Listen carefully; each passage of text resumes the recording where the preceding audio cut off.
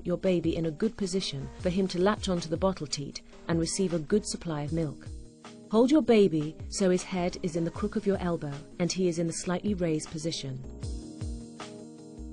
Test the temperature of the milk by pouring a little on the back of your hand, and then get your baby to search for the teat by stroking his cheek.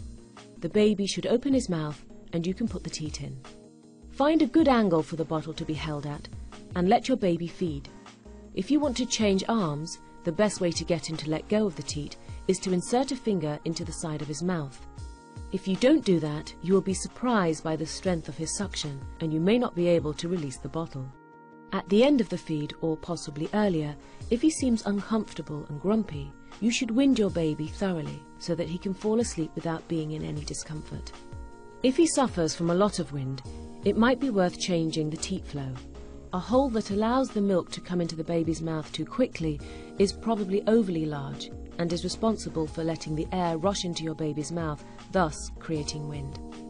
Likewise, if your baby seems dissatisfied or exasperated by the amount of milk he is receiving, he may not be receiving a fast enough supply.